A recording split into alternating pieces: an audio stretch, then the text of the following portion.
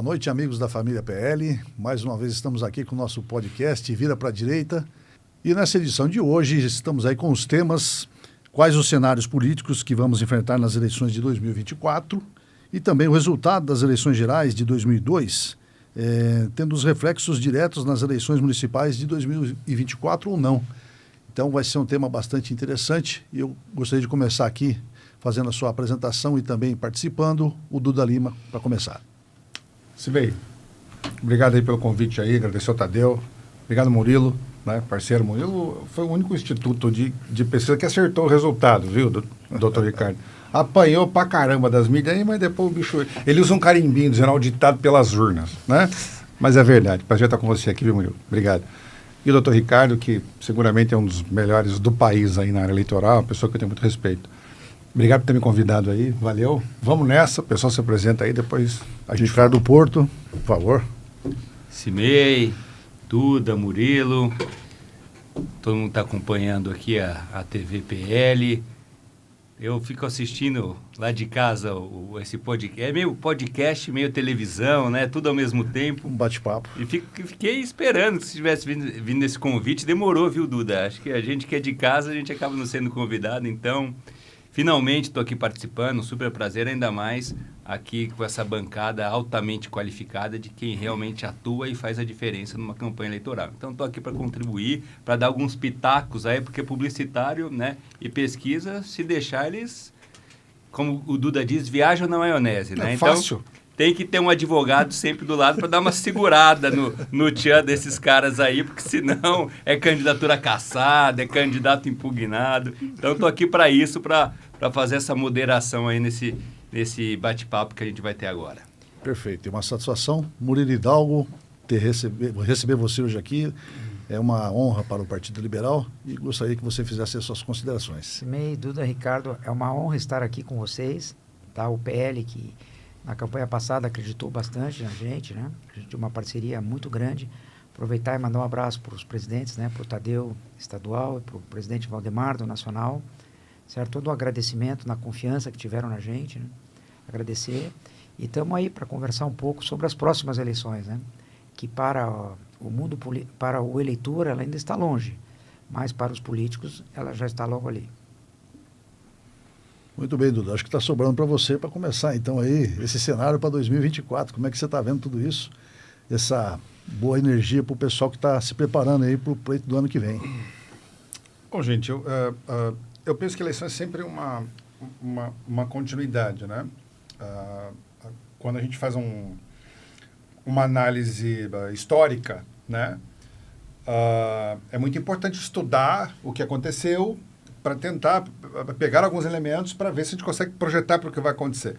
Agora, a gente saiu de uma eleição para presidente, para governador, né, para senador, deputado, e nós vamos entrar alguma agora municipal. E eu entendo que essa polarização aí, direita-esquerda, que foi o que norteou essas últimas eleições no país, né, que fez com que o PL se tornasse o maior partido do país, né, uma bancada no Congresso, por conta dessa polarização também. Eu entendo que numa eleição municipal, eu não sei se vocês concordam comigo, mas numa eleição municipal, essa pauta direita-esquerda, essa pauta ideológica, né, partidária, eu acho que ela não tem tanta importância, tanta relevância, quanto se a rua está asfaltada, se a escola do teu filho está em ordem, se a qualidade da educação é boa, né, se tem médico no posto de saúde. Eu entendo que as pautas elas mudam um pouquinho. Então...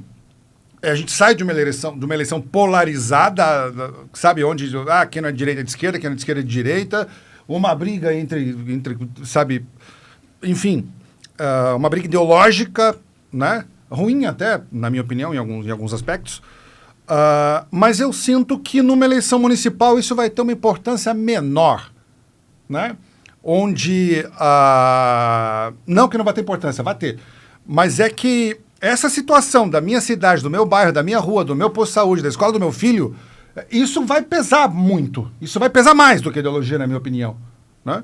Então eu entendo que os candidatos a prefeitos, os candidatos a vereadores, o pessoal que está nos assistindo aqui, eu entendo que independente da tua posição, da tua ideologia, daquilo que você acredita, né, enfim, como ideologia partidária, acho que é muito importante entender a cidade, entender o município, entender o bairro, sabe? Para você poder se aproximar mais do eleitor e não ficar nessa distância de sou disso ou sou daquilo. Acho que tem que entrar mais nessas pautas do dia a dia. Essa é a minha análise. Mas, ô Duda, eu concordo com você, mas eu quero lembrar o exemplo que a gente teve agora em 2022, onde apareceram candidatos a cargos majoritários, que, olha, eu sou neutro, não sou de um lado, não sou do outro, e muitas vezes até candidatos a deputados, né, sofreram de não ter uma identidade, de não estar nem com um lado, nem com o outro Porque lado, a pauta na principal polarização. Eu acho que tem toda a razão, acho que a gente vai ter que discutir, né, e o eleitor vai estar preocupado na eleição do ano que vem com o asfalto, com a escola, com a creche, mas o eleitor também vai estar preocupado com aquele candidato que eu quero escolher, que eu quero votar, ele está de que lado? Eu acho que isso também é um dado muito relevante, que não era relevante, né? Os apoios políticos, né, ficavam um pouco, né, olha, na segunda análise, né, por parte do eleitor. Eu tendo a crer que na eleição do ano que vem vai ser um fator importante da escolha o eleitor saber identificar em que espectro político está aquele candidato a vereador, aquele candidato a prefeito do seu município. Você não acha mais ou menos um pouco disso, Murilo? Olha, Ricardo, Duda, o que a gente vê nas pesquisas hoje, a gente tem uma visão de que quanto maior a cidade, maior é a influência dos ex-presidentes, dos dois últimos. Uhum. Quanto menor a cidade, a influência vai diminuindo. Cidades menores têm uma influência menor, cidade maior tem uma influência maior. O que eu vejo? Não tem como negar que, principalmente nas capitais, nas cidades grandes, felizmente ou infelizmente, tanto o atual presidente quanto o ex vão ter muita força ainda de colocar os seus candidatos em provável segundo turno. Porque cidade grande, onde tem 5, 6, 7 candidatos, com 20%, 25%... Sim, o cara vai para o segundo turno. O cara vai para o segundo turno. No segundo turno, isso pode ser um problema para ele.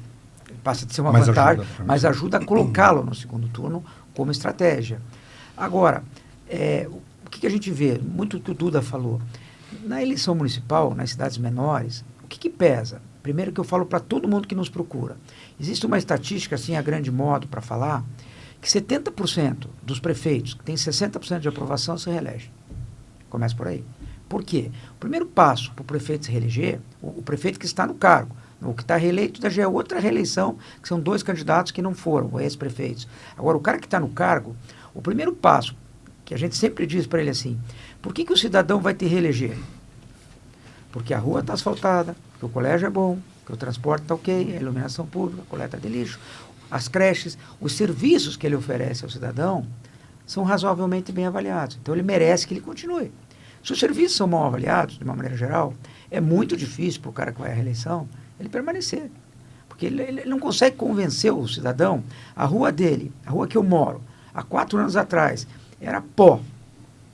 Passou 4 anos. Provavelmente na campanha o cara disse que ia asfaltar as ruas da cidade. Passou 4 anos, pó. Qual é a probabilidade desse eleitor votar nesse candidato? O posto de saúde continua uma tragédia. Qual a probabilidade de votar? É muito difícil.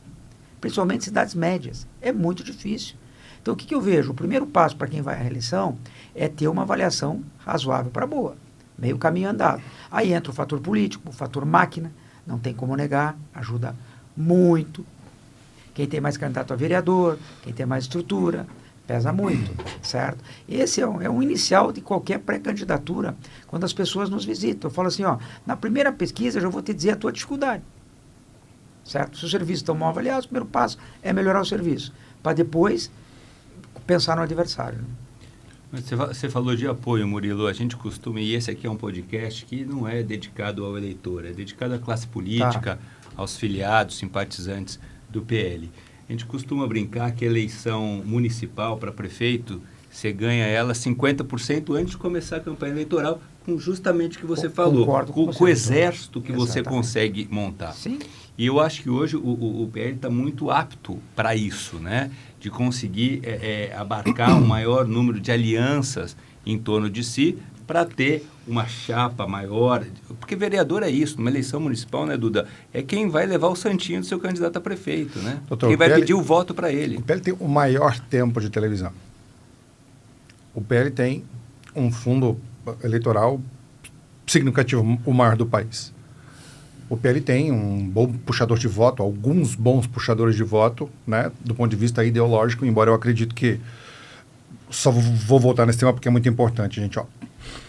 Parte dos eleitores tem como fator primário ser de esquerda ou ser de direita, independente se o cara está sendo ou não um bom prefeito. Mas a maior parte dos eleitores tendem a dizer, não, a educação do meu filho está boa, eu não gosto do teu presidente, né? Mas eu entendo que você está deixando a minha rua asfaltada, a minha educação boa, a minha rua iluminada. Então, não dá para generalizar, o que dá é para filtrar e medir. O que eu quero dizer para vocês, gente, e aqui falando, né, para o pessoal do PL, quer dizer, hoje está tendo um interesse absurdo. O doutor está trabalhando pra caramba. Ele fica lá, né, ganha o dinheirinho dele lá, agora está se lascando porque todo mundo quer vir para o PL. E ele precisa analisar, trabalhar. O que eu quero dizer? O PL é o partido mais desejado do país hoje, por ter tempo de televisão, por ter espaço, por ter fundo, por ter discurso, por ter bandeira, né? E algumas pessoas se identificam muito com isso, quer dizer, já está um passo na frente de quem quer ser candidato, de quem quer participar. Eu consigo ver isso no dia a dia, né? Olhando, conversando, eu entendo isso no dia a dia, né? Acho que você deve estar vendo isso direto, doutor. Mas é isso que eu falei para o Murilo. O importante é se utilizar das ferramentas necessárias nesse período de pré-campanha. É outra coisa importante, Murilo, Duda, Cimei, a redução da campanha eleitoral. Antes a gente tinha uma campanha eleitoral de 3 meses, né? Reduziu. E agora é 1 mês e meio, mas com a possibilidade de pré-campanha. Até essa semana me perguntaram quando começa a pré-campanha. Tá valendo. Falei, então, a lei não diz, né? Tá Olha, valendo. a partir de 3 meses, 6 meses, a partir do ano da eleição. Então, nós já estamos em pré-campanha. Fazer uma pergunta, doutor, acho que é interessante para todos, né? Na eleição presidencial, a gente teve a pré-campanha dos presidentes da República, não tivemos? Que começou de forma legal, que já foi dinheiro para as campanhas, não teve uma pré-campanha? Não, o que existe é o recurso do fundo partidário para se fazer a publicidade institucional, partidária. Mas não existe um período de pré-campanha? Não existe. Eu achei que existia uma data que o prefeito já poderia, não existe. Ao prefeito, inclusive a questão da distribuição dos recursos do FEFEC, o recurso para a campanha eleitoral, ele só é distribuído depois do registro de candidatura, com a possibilidade de regulamentar. Entendi. Agora, sim, o PL, falando aos filiados do PL, o PL vai ter 2 grandes cabos eleitorais que podem ajudar demais nessa campanha, certo? Que a gente não sabe como vai ficar a situação, qual vai ser a disponibilidade para fotografia, né? Mas uma foto com o ex-presidente Jair Bolsonaro e com a ex-primeira-dama. São puxadores de voto incríveis, né? Exatamente. Eu acho que esses 2, junto com tudo que vocês falaram, do tempo de televisão, da verba, de toda uma estrutura que o partido vai poder oferecer, hoje o PL é a noiva desejada. Exatamente. Pega uma cidade, por exemplo, que não tem segundo turno, né? Onde 5, 6 candidatos, quem fizer 25, 30, ganha a eleição. E um apoio significativo do presidente Bolsonaro, né, numa região onde as pessoas eminentemente são de direita ou têm valores conservadores, cara, ele decide a eleição, né? Não só de prefeito, como vai ajudar muito para vereador. Muito. Precisa menos voto ainda, né? Demais, porque mais do que um cabo eleitoral, gente, é uma bandeira, é um significado. Sabe essa situação de ter orgulho? Isso não dá para tirar do presidente Bolsonaro. Ele devolveu para a nação brasileira esse orgulho de usar o verde e amarelo, de carregar a bandeira do país. Isso deve a ele, né? Esse movimento começou lá em 2013, naquela situação, né, dos 10 centavos, né? E a direita começou a renascer ali. Então esse movimento de direita ele é muito novo, ainda bate um pouco de cabeça. O da esquerda começou um pouco lá atrás, veio daquela coisa do Lula, que foi o grande responsável por isso, que conseguiu dar forma para isso. Então, a forma desse movimento de esquerda ele é mais madura. A forma desse movimento de direita, nem tanto. Ele as pessoas estão se entendendo agora em relação a isso.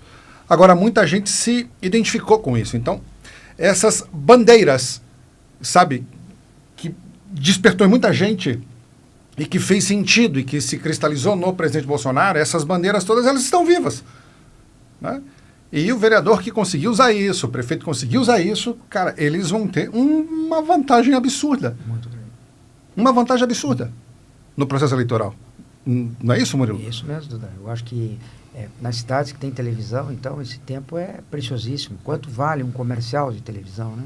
Não, aproveitando, Murilo, que já até era uma pergunta que já estava aqui no meu colete esperando surgir esse tema, né? Não posso deixar de perguntar para vocês dois sobre ainda a influência da televisão, né? A gente fala muito em relação à internet. Hoje, o eleitor, o cidadão se informa através das mídias sociais, né? E a gente até vê essa problemática toda da fake news durante a campanha e o processo eleitoral.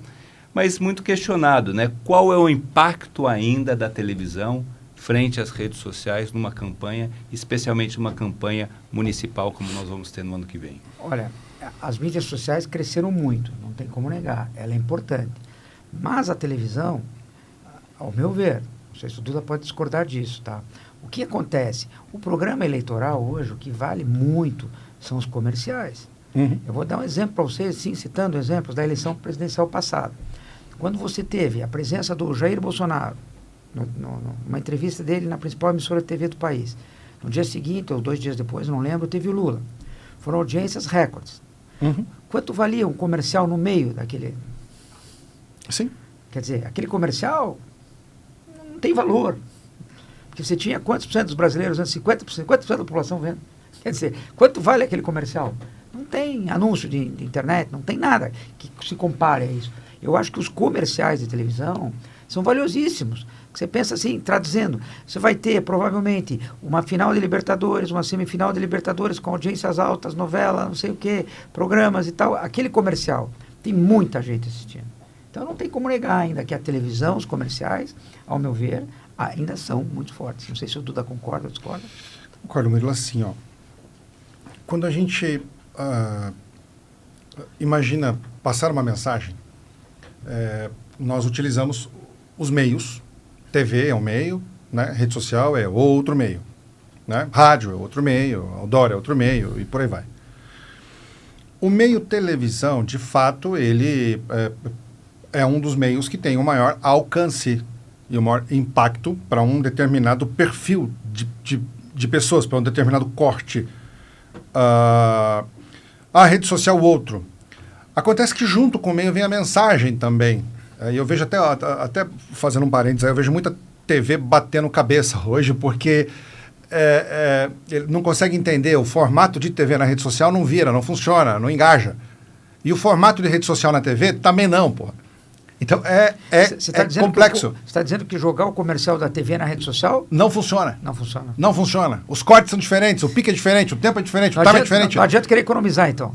Não, mas você que adora economizar, mas o Murilo fala para você, o Murilo não paga almoço pra gente. O negócio dele, a gente almoçou, ele não pagou, cara. Toda vez é assim, porra. Os mais fortes sempre pagam, deixar claro. Não é assim, não.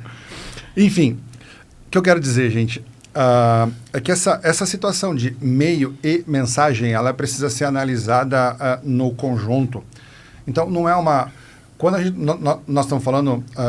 Dr. Ricardo, de audiência, de impacto, né? É claro que a TV, ela é absurdamente maior.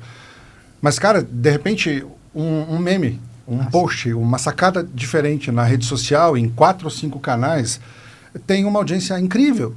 Incrível.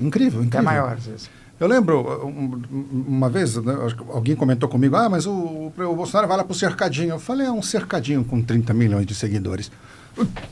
Né? Então, o que eu quero dizer? São públicos distintos, formas distintas e mensagens distintas. E elas se completam dentro de uma linguagem específica cada um. Então, qual é mais importante? Para um jovem de 17 anos, é a rede social. Tá? Mas e se eu somar 20 milhões de jovens de 17 anos? É a televisão. O que eu quero dizer... não sei se eu estou sendo claro, mas meios distintos, mensagens distintas e mensagens específicas. Ou seja, se eu tiver a mensagem adequada, né, os meios são importantes, com importâncias iguais para determinados cortes. Não sei se eu compliquei ou se eu facilitei. O Murilo falou da questão das chamadas inserções, né? Que é o comercial, né?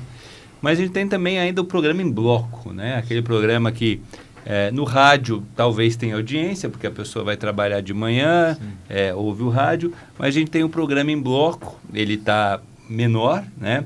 Antigamente, o programa numa eleição municipal, ele era de meia hora, agora, se eu não me engano, é metade disso, é 15 minutos. Na presidencial foi 10 minutos. Isso, antes era 50 na presidencial. Porque na presidencial ela divide o bloco com o deputado federal, né? Um dia senador, governador e deputado estadual, e no outro dia presidente e deputado federal. E aí antigamente eram 25 minutos, né? E aí você somava os dois, dava quase uma hora de propaganda eleitoral gratuita no bloco. Então, acho importante quando a gente pergunta da importância da televisão, sem sombra de dúvida, aquilo, olha, estou assistindo a novela, estou assistindo o jornal e aparece uma propaganda do meu candidato, evidentemente tem um impacto muito grande. Mas será que o eleitor ainda escolhe o seu candidato assistindo o programa em bloco, aquele programa lá que é na hora do almoço e entre a novela e o jornal? Boa pergunta. Vou responder antes do Duda. Eu tenho uma tese que não ganha, mas perde. Que o que acontece? Eu estou assistindo aquele programa em bloco.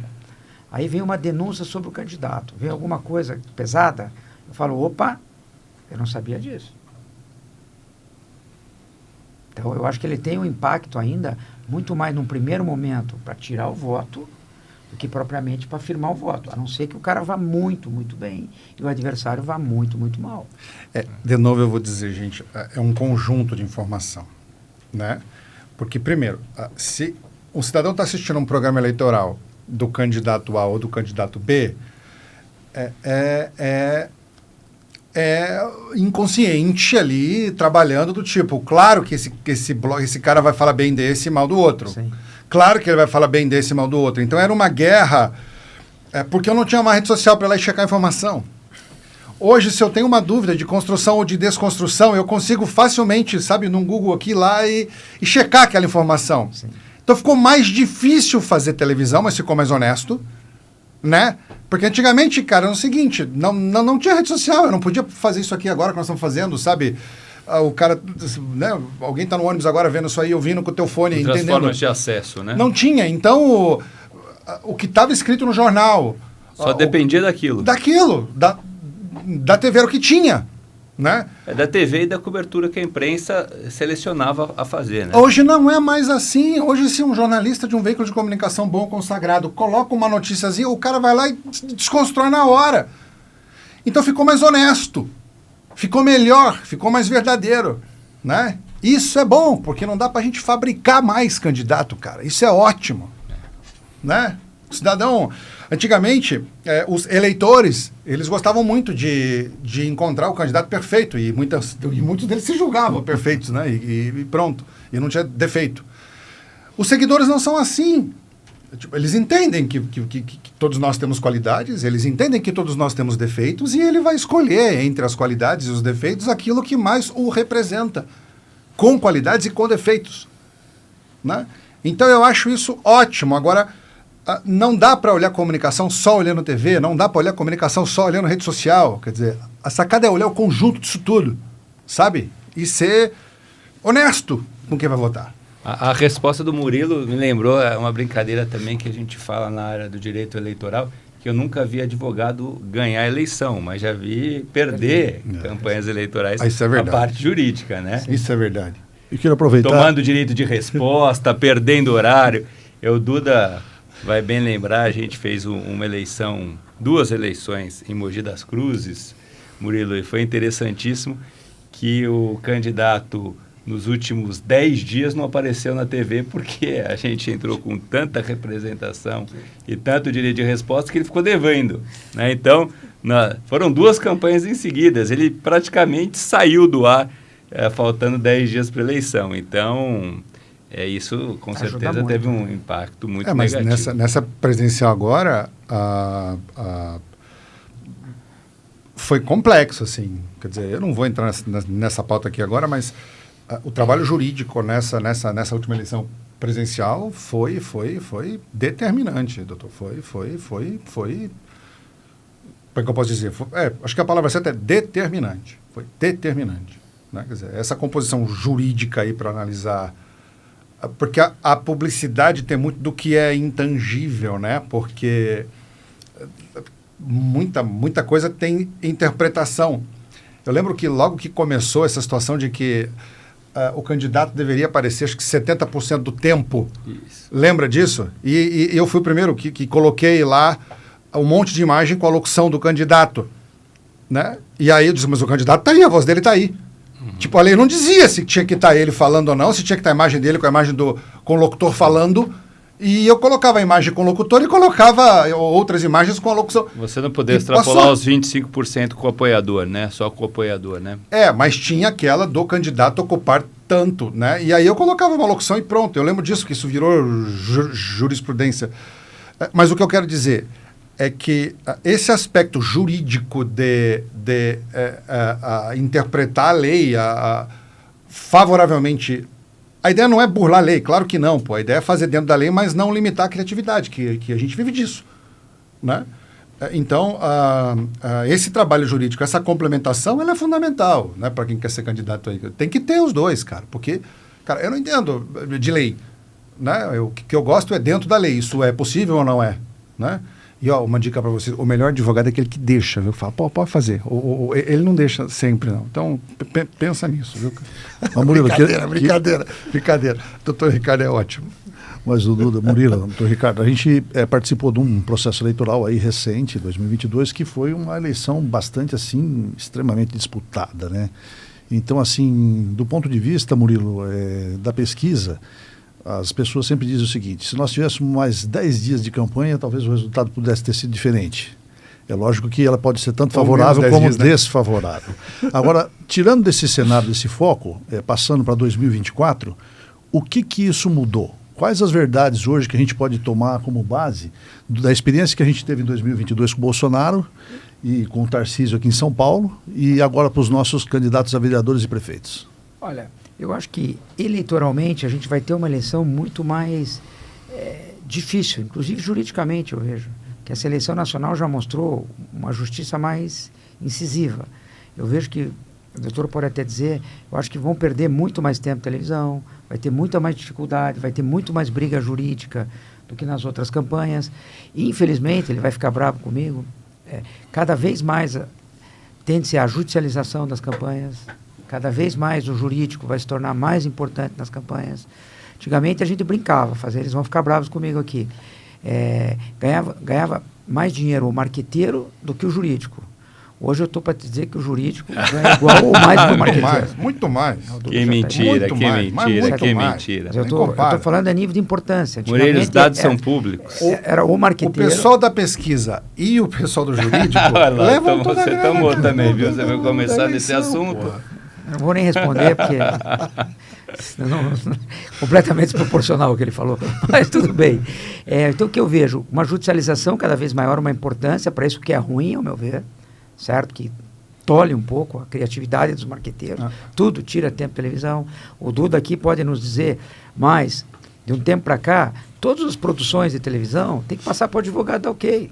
Não, 100%. 100%. Não tem uma peça que eu coloco no ar, que eu ponho na TV, não tem uma peça que eu solto sem um jurídico, sem ter um olhar jurídico. Então, e ainda assim, existem interpretações distintas daquela que nós fizemos. Não tem uma peça publicitária que eu veiculo, sabe, sem antes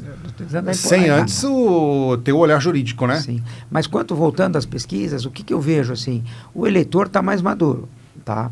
Eu vejo, assim, uma dúvida que eu tenho, que é o seguinte: se a grande mídia continuar 90% do tempo da televisão, Lula, Bolsonaro, Bolsonaro, Lula, Lula, Bolsonaro, se essa pauta não mudar até o final do ano, infelizmente a eleição municipal vai ser Lula e Bolsonaro.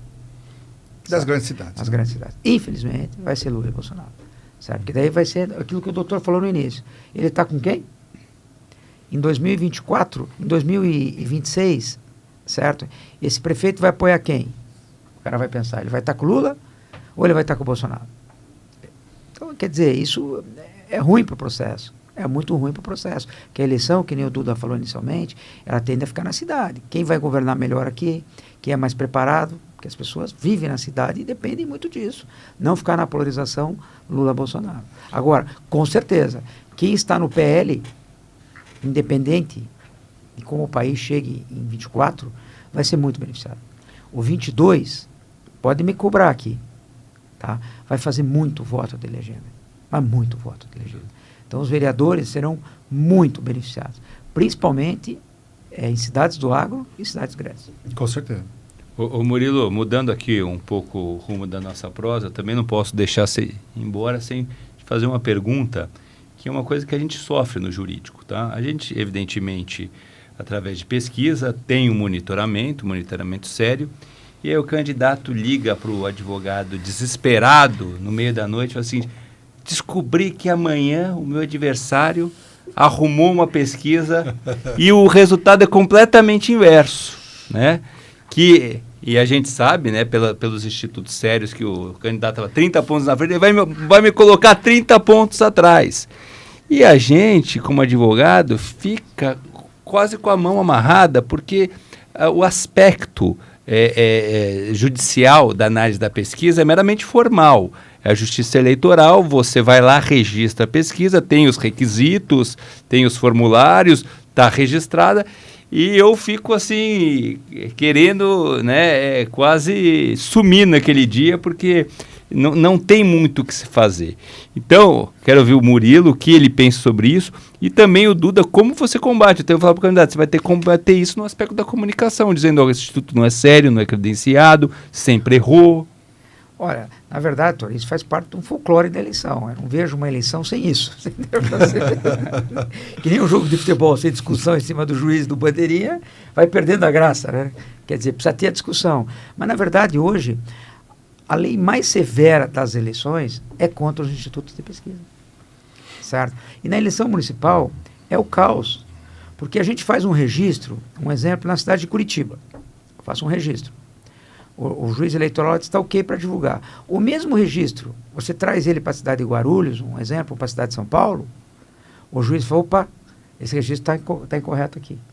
Então, quer dizer, a probabilidade de uma impugnação numa eleição municipal de uma pesquisa, eu diria que ela é enorme.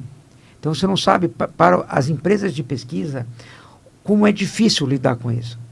Como é difícil lidar com a impugnação, porque o juiz que está julgando, numa primeira instância, ele não tem muita bagagem com relação a isso.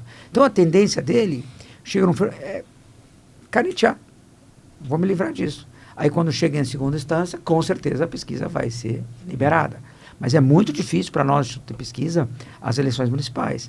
Porque, no começo, principalmente, então o que a gente sempre brinca, nas cidades que você participa muito, quanto antes você soltar a primeira pesquisa, mais benefício você vai ter. Porque eu já sei como é que aquele juiz vai dizer. Eu já fiz o primeiro registro, ele impugnou, ótimo. Ele já me deu os argumentos que ele impugnou. Então eu vou mudar para na próxima adaptar. Então se você fizer isso na véspera do pleito, a probabilidade do juiz impugnar é muito alta. Agora, se você me perguntar qual é a influência da pesquisa no resultado da eleição final, que nem a gente brinca, se tivesse a influência que todo mundo acha, o Instituto de Pesquisa não errava, a gente ganhava as eleições. Não precisava contratar o Duda, nem o Ricardo. Contratava o Murilo, que ele decide a eleição. Faltando 3 dias, ele divulga a pesquisa e o resultado que ele der, todo mundo vai igual. Não é assim. Eu acho que ela tem uma influência psicológica muito forte. Aonde? Na militância, certo? Sim. Antigamente, quando as empresas podiam doar, tinha uma influência muito grande sobre as doações da campanha, certo? Hoje eu vejo uma influência muito forte na militância e em segundo voto. Eu acho que é mais difícil, essas pesquisas elas têm uma influência maior em cidades que têm segundo turno do que propriamente cidades que têm um turno só. Certo? O que eu quero dizer com isso? Você começa a publicar maciçamente. Olha, se o Duda passar para o segundo turno, o Duda ganha do Ricardo. Se o Murilo for, ele perde do Ricardo. Então, a probabilidade do eleitor do Murilo, que não quer o Ricardo, sim, migrar para o Duda, empurrar o Duda para o segundo turno, fazer o voto útil, isso tem influência, sim. Tem influência sim, não tem como negar. Mas, Murilo, como que você apura a fraude? Porque até hoje nunca ninguém conseguiu comprovar, né? A gente sabe que existem institutos de pesquisa que fabricam números, né? Isso é impossível, é uma caixa preta, não se desvenda, não se assim, coíbe, não se pune. É que é muito difícil, eu vou te dar um exemplo para vocês, que o cara fala assim, você fraudar uma pesquisa, para quem faz isso, certo? O que o cara faz? Um exemplo para vocês. Um exemplo que você fala assim, o cara vai fazer 1000 entrevistas. O cara registra lá 500 entrevistas, um exemplo. E ele faz 1000. Ele separa os eleitores do Duda e entrega para a Justiça Eleitoral. O Duda vai mandar checar as entrevistas, foi entrevistado? Foi entrevistado. Você mora no bairro tal? Mora no bairro tal. Sua faixa etária é essa? Sua faixa etária é essa. Quer dizer, não tem. É uma coisa que não existe. Assim, é muito difícil você pegar essa fraude. E é muito difícil para a justiça e para os candidatos. Claro. Um exemplo que eu citei para vocês aqui, certo? Agora, o que eu vejo? Hoje, graças a Deus, o que acontece? O próprio mercado vai regulando. Vai regulando. A própria mídia. Nós somos exemplos disso na última eleição. Eles quiseram desqualificar a campanha inteira. Passei a campanha inteira. Eu comecei apanhando 9 meses antes, que eles criaram um ranking, o Instituto 5 estrelas, 4 estrelas, 3 estrelas, 2 estrelas. Eu fiquei feliz de ter 1 estrela. Quando o cara conseguiu ver um ponto positivo. Quando eu fui para as casas com 1 estrela, as pessoas falam, você viu? Pô, que felicidade, me deram 1 estrela, pô. Acaba a eleição, o único instituto que acertou. Que acertou foi a gente, cravou. Mas então o que pra acontece? Mim é felicidade. Mas o que eu ia dizer para vocês então? O tempo vai fazendo. Isso faz parte de um processo, certo? Aquilo que você falou, durante a campanha vai se dando descrédito. É importante também para os candidatos fazerem pesquisa, terem programação de pesquisa, principalmente aquelas cidades que você já sabe que tem as pesquisas mandrakes. Quem está ganhando, acompanhar, registrar próximo, registrar depois, antes, entendeu? Então, tudo isso faz parte de estratégia de campanha. Né? Mas a gente também precisa lembrar que eu tenho pelo menos sentido isso, que cada vez mais há mudança de voto de última hora, não é isso também? Não há que a mudança, eu vou explicar uma coisa para vocês. Não digo como uma eleição presidencial. Definição e cristalização. Isso, definição e cristalização. O que acontece é o seguinte, a eleição, ela é importante para 20% da população. Quem nos assiste, que é político, acha que 99% das pessoas está preocupado com aquilo. Como se o meu voto para vereador fosse a coisa mais importante do mundo. Para o mundo, né? Para o mundo, mas não é. Deixar claro. É para a vida do cara, né? Mas não para o mundo. Mas não para o mundo. Até porque passado 2 dias o cara já esqueceu também. Exatamente. Então o que acontece? A tendência é que cada vez mais esse eleitor decida o voto dele na última semana. Porque é onde as pessoas começam a conversar, começa a ter um volume maior de informação, eu começo a prestar mais atenção, eu recebo a ligação do parente, do amigo, eu recebo a ligação do Duda, falo, Murilo, você vota aí em Curitiba, né? Pô, presta atenção, eu tenho um primo meu que é candidato, aí você dá uma força para ele. Pô, eu não tinha nem quem votar, então decidi meu voto há 3 dias antes numa ligação dele. Isso a pesquisa não consegue captar, certo? Não consegue. O que acontece assim também, eu tive muitos problemas na eleição passada, presencial com grandes veículos de comunicação e com grandes institutos de pesquisa até então. Eu tenho uma certa familiaridade com matemática, com número, porque durante anos da minha vida eu vim dessa área, estudei essa área. Então, pesquisa para mim é uma situação fácil de lidar. E eu percebia uma diferença ali brutal. Não se tinha inclusive, nós falamos sobre isso, né? Quer dizer, não se tinha um IBGE por conta da pandemia, por causa do censo, não teve. E as pessoas falavam o seguinte, então estão dizendo que, sei lá, 30% da população brasileira ganha até um salário mínimo, né? E aí eu dizia, tá bom, mas se esse número for verdade e o teu plano amostral é assim... em São Paulo é igual, por exemplo, o Nordeste é a mesma coisa, é o mesmo 1/3, se esse é o número correto. E não se tinha isso, então dava para ver ali que tinha muita divergência. Eu não acho que os institutos erraram de propósito. Os institutos erraram por metodologias inadequadas. E eu me sinto muito seguro para falar sobre isso, porque entendo um pouquinho da curva de Gauss, entendo relativamente bem de estatística. Eu tinha um agregador lá. Né? E vira e mexe, não puxando o saco, mas já puxando, né? O número do Murilo era sempre o que estava na mediana. Era sempre da mediana, desde o começo. E o que a estatística manda dizer é que se você tem 7 conjuntos de números, você precisa eliminar os extremos. Então eu pegava, por exemplo, com todo respeito, né, ao Datafolha, eu eliminava, porque estava fora da curva. Né? Eu pegava o outro, não vou lembrar o nome agora, que a Globo divulgava, estava fora da curva. Eu tinha que descartar, porque estava tão distante do que era mediana, que eu falei, tá errado. Né? E quando chegou o dia da eleição, cara, estava errado. O cara estava certo. Meu número estava certo. Sabe? Nós chegamos para o segundo turno, cara, tava 50-50 a minha mediana. A dele estava 50,5 a 49,5, a do Murilo. Tava um ponto. Tive raiva dele. Falei, ele errou pela primeira vez. Não, e eu errei São Paulo. No meu... Nós não erramos, gente, porque estatisticamente falando, sabe, 1% para mais ou para menos, isso não é erro, esquece. É que as pessoas começavam, né, 43,3,5. Matematicamente não existe isso, porra. 43, pela pesquisa na matemática, é igual a 41, que é igual a 45, cara. Isso é modelo matemático. Né? Mas ok. O que eu quero dizer é que os próprios institutos também precisam se reinventar, porque tem uma coisa que pouca gente prestou atenção, Cimei, que é o seguinte: o cidadão, ele é uma pessoa lá no campo de futebol, ou na comunidade que ele vai lá, ou na igreja, mas ele é outra, né? Na rede social ele é outra pessoa, cara. Ele tem outro comportamento. Então, eu até tenho uma tese disso, fica para um outro momento, mas um dos critérios para checagem, em algum momento, eu sei que isso vai encarecer, Murilo, você não vai gostar disso, mas em algum momento vai ter que checar com a rede social do cara que falou. Porque ele pode escolher, num grupo de 5, uma pessoa no disco, e ele pode já ter um comportamento e uma certa tendência na rede social pelos posts dele, ou porque ele segue. Né? Em algum momento isso vai acontecer, porque, cara, as pessoas têm esse comportamento distinto. Então fica aqui até uma dica aí, né, para que no futuro a gente tente aferir melhor. O que ele faz funciona, cara. Deu certo, cravou. Eu vou falar para vocês aqui qual foi o segredo da Paraná Pesquisa em relação às outras empresas de pesquisa. Que, na verdade, os resultados estavam todos iguais. Era uma coisa que a gente falava, mas como a grande mídia queria me descredibilizar, eles não prestavam atenção. Eu sempre falava o seguinte: eu comecei pequeno, eu ia para o campo fazer entrevista. Então, era uma vantagem que a gente tem. Certo? E desde que quando eu fui para o campo fazer entrevista, a gente faz a pergunta porque tem que ter. Mas eu desconsidero ela. Eu desafio o Duda a achar um relatório nosso que tenha esse resultado.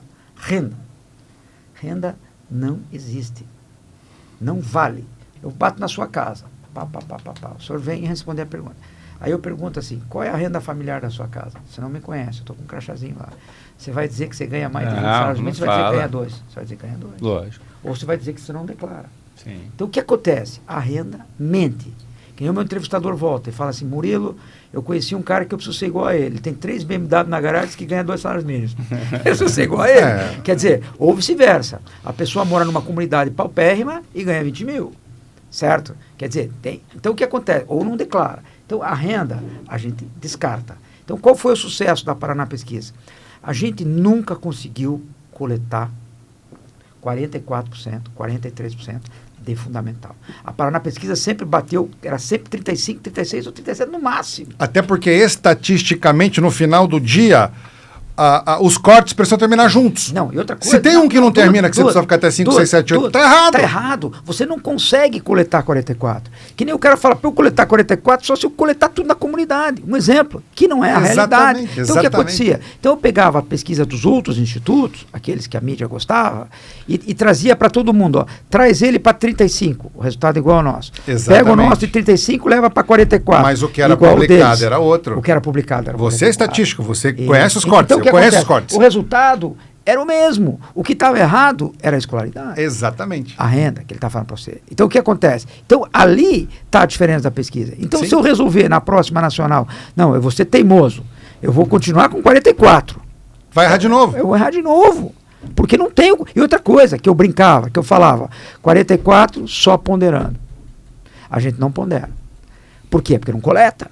Se não tem para coletar, por que eu vou para ponderar? Exatamente. Eu mando o Duda ir na rua aqui. Você vai ficar a tarde inteira ali, Duda. Você precisa entrevistar 44% do fundamental. Ele volta. Vai passar a noite ele e vai eu não vou passar terminar. o dia inteiro, ele vai dizer, só consegui 20. E só estatisticamente, tem 20. se eu tenho 3 cortes, os 3 precisam acabar no intervalo de tempo parecido. Mas se ele não consegue em 3 dias, não tem 44. Tá errado o corte. Tá errado o corte. Então, o sucesso da Paraná Pesquisa foi esse, acreditar desde o início. Só que eu falava para todos os nossos clientes. A gente tinha mercado financeiro também, que eu falava, não está errado, eu não estou certo nem errado. A minha crença é que eu estou nos 35, 36, 37, no máximo. E eles estão em 44, 43. A diferença é essa. A diferença da nossa para eles foi essa. Ponto final. Murilo, e nesse momento, eu até estava conversando ontem com um candidato, até numa eleição, numa cidade importante aqui no estado de São Paulo, uma cidade grande, falou, aquele ex-prefeito parece com 38%, né? E a gente sabe que, na verdade, aquilo não é intenção de voto, né? Aquilo é o recall, e aquilo é o constrangimento também um pouco do entrevistado, na hora que o entrevistador pergunta na espontânea, em quem você vai votar para prefeito, e a única pessoa que ele lembra o nome é aquele cara que foi 3 vezes prefeito, então ele solta o nome do cara, para não ficar constrangido na frente. Então eu queria que você comentasse um pouco isso para a gente. Normalmente, eu diria que em 70%, 80% dos municípios, a briga começa do prefeito contra o ex. A briga ou do grupo do prefeito contra o grupo do ex. A chance do terceiro, quando que ela vem? Faltando 1 semana, 10 dias. Que é o tempo que ele teve, de 30 dias, de começar a pavimentar a campanha dele e começar a ter o efeito de crescimento dele. Então, o que a gente sempre brinca. Você observa, o Murilo, candidato, ou o Ricardo, candidato, ele começou com 2, 3. Ele veio para 7, 8. Se na última semana, no domingo, faltando 1 semana, esse cara bater 13, 14... a chance dele é gigante. A chance, presta atenção, porque esse cara vai passar para o segundo turno e vai ganhar a eleição. Por quê? É o efeito porque ele é pouco conhecido, ele se torna conhecido no momento certo e vem para cima. Certo? Agora, não tem como negar, no primeiro momento, a eleição é principalmente cidade pequena. É o prefeito contra o ex. É isso. Mas eu acho assim, gente, eu acho que a notícia é boa, né? O eleitor está mais maduro. A rede social contribui demais para que as pessoas pesquisem. Outra notícia boa, o candidato não precisa ser perfeito, ele pode ter problemas, ele pode ter defeitos, né? Claro, precisa ter algumas qualidades, né? E o que eu sinto que está acontecendo aqui no Brasil, que é uma coisa que, sabe, voltou, me dá prazer de tocar campanha, de fazer campanha, é que está ficando tudo mais honesto, está ficando tudo melhor, está ficando tudo mais transparente, está ficando fácil, porque a vida pregressa de todo mundo está lá na timeline, sabe? Ou não dá para esconder mais nada. Exatamente. Então, isso é fantástico, né? Quer dizer, muito se falava na minha época, né? Candidato é produto. Porra, não é, cara. Não é, cara. É gente, chora, ri, tem defeito, sabe? Tem qualidade. E todos nós somos assim, né? Então, acho que a dica que eu dou, estamos finalizando aqui, acho que a dica que eu deixo é estudar mesmo o candidato, sabe? Dar uma olhada, porque senão fica aquela semântica de que vai resolver o problema, vai resolver. Cara, primeiro é fácil, falar é fácil. E olha que eu trabalho com publicidade, com marketing. Mas aí tem o dia seguinte, cara, depois da eleição, tem outro dia. Então vem um cidadão e fala, eu vou resolver isso, cara. Não, o cara nunca administrou nada, porra. Sabe? Então, cuidado, gente, sabe? Dá uma olhada nisso, estuda, se preparem, analisem. Não existe candidato de uma bandeira só, não existe um candidato de onda, não para ser prefeito da tua cidade. Não para ser prefeito da tua cidade. Então, olha, estuda, pesquisa, sabe? E você que quer ser candidato, né? Se prepara, estuda também, né? Pesquisa também, para ter uma relação honesta e transparente. Se a gente olhar para trás e pegar bons prefeitos que puderam ter, cidades que tiveram uma sequência de bons prefeitos, comparando com cidades que não tiveram essa mesma sorte, você olha 15, 20 anos depois e você vê a diferença de uma cidade para outra. É muito grande. Então é uma responsabilidade enorme, quer dizer, a gente fala aqui da parte técnica da política, mas que vale mesmo é qual é a capacidade que a gente tem de através da política, mudar a vida das pessoas.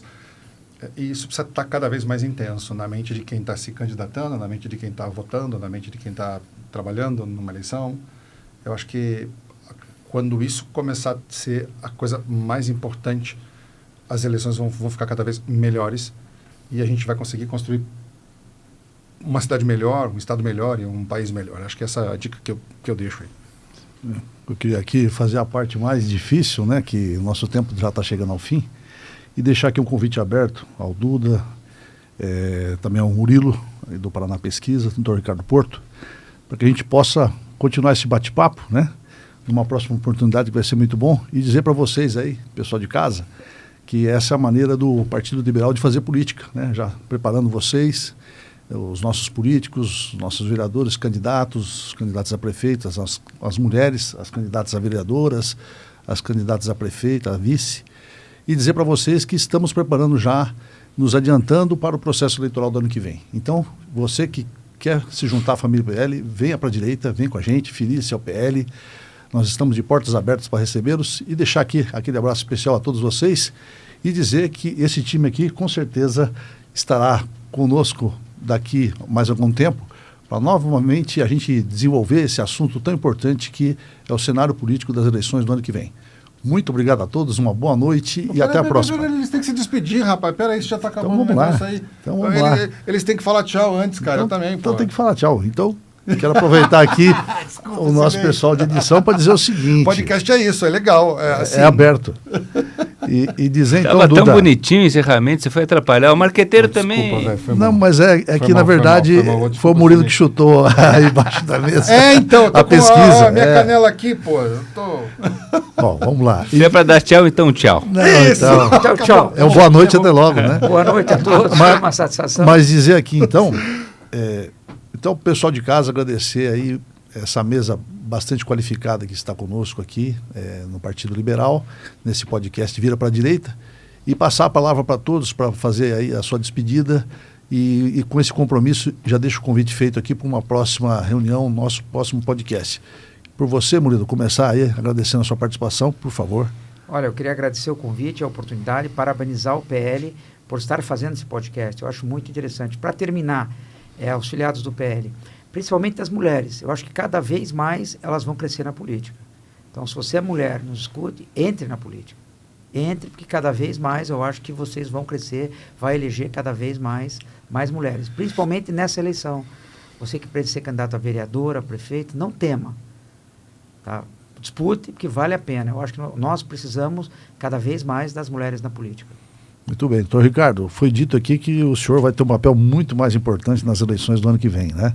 E a gente sempre junto com o senhor, com a sua equipe, fazendo esse trabalho já de muitos anos, passar a palavra aí para que você possa se despedir e também dizer da importância desse trabalho realmente que o PL vem se profissionalizando cada vez mais.